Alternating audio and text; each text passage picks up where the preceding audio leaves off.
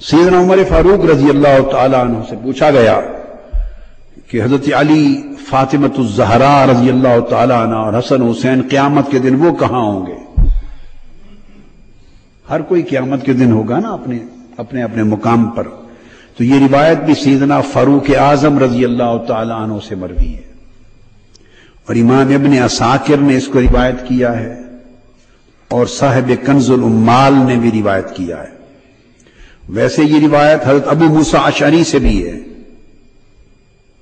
اور دیگر صحابہ سے بھی مروی ہے، مگر اس وقت میں سیدنا فاروق اعظم رضی اللہ تعالی عنہ کی جو روایت وہ بیان کر رہا ہوں.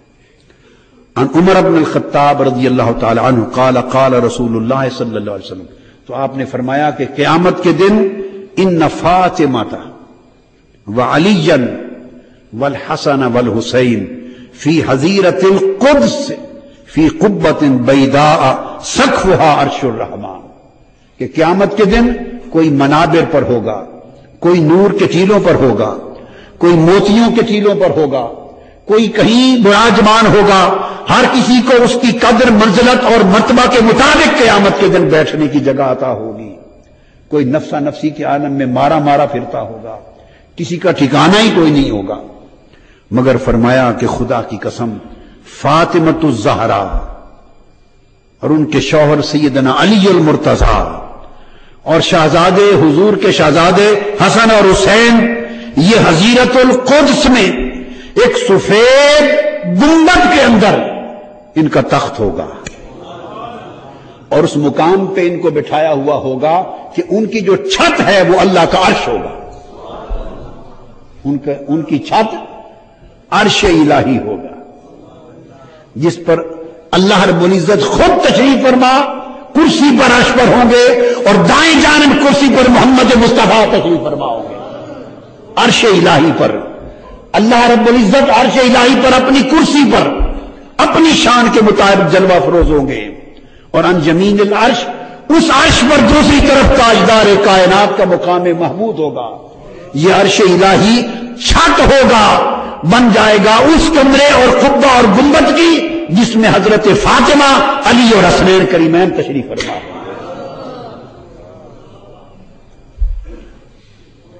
کل محشر میں باقیوں کو حساب کتاب کے لیے بلایا ہوگا، اور یہ آقا کا خانوادہ مہمان خصوصی عرش الہی کے چھت میں آرام فرما ہوگا.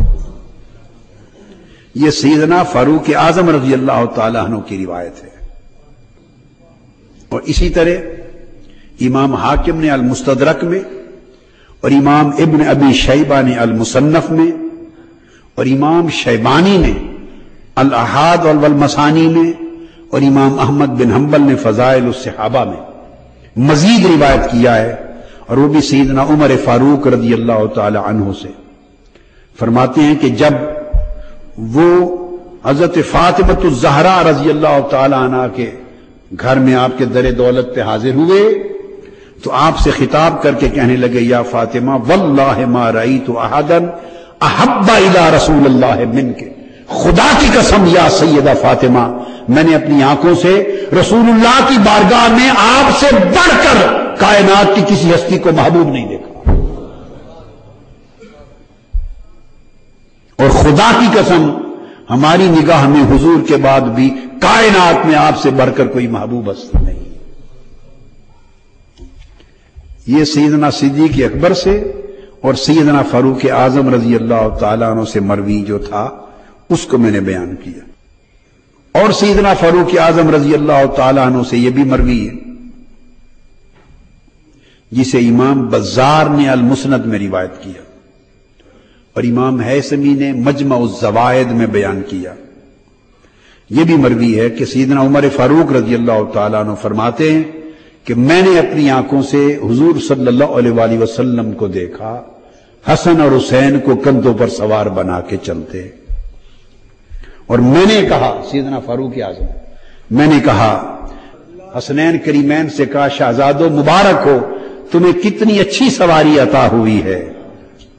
تو آقا علیہ الصلوۃ والسلام نے یہ بات سن کر جواب دیا اور فرمایا کہ ہاں، ان کو یہ کہنے والے عمر یہ بھی تو دیکھ کہ مجھے سوار کیسے ملے ہیں، یہ سوار کتنے اچھے ہیں. सल्लल्लाहु ताला अलैहि वसल्लम। इस हदीस के रावी कौन है? अभी जो मैंने रिवायत की, सैयदना उमर फारूक रज़ी अल्लाह ताला अन्हु। और भी बहुत से सहाबा ने यह हदीस रिवायत की, मगर आज मैं सिर्फ खुलफाए राशिदीन के माबैन जो रिवायतें हैं उन्हीं का इंतखाब कर रहा हूं। अब इसके बाद सैयदना अली मुर्तजा कर्रमल्लाहु वजहुल करीम वो रिवायत करते हैं कि मैंने रसूल, अब आपस का ताल्लुक और मोहब्बत देखी। सैयदना अली मुर्तजा रिवायत करते हैं कि मैंने अपने कानों से आका अलैहिस्सलाम से सुना, जब उमर अभी कबूल इस्लाम जब उमर ने नहीं किया था और आका अलैहिस्सलाम ने दुआ की तो चाहते थे कि उमर मुसलमान हो जाए, तो फरमाते मैंने सुना आका अलैहिस्सलाम को दुआ करते, अल्लाहुम्मा इज़्ज़िल इस्लाम बि उमर इब्न खत्ताब, ए अल्लाह उमर इब्न खत्ताब को मुसलमान कर और इसके जरिए इस्लाम को इज्जत अता कर। इसको अल्लामा ज़मख़शरी ने बरिवायत सैयदना अली मुर्तजा लिया है। और इमाम मैंने बताया इस्माइल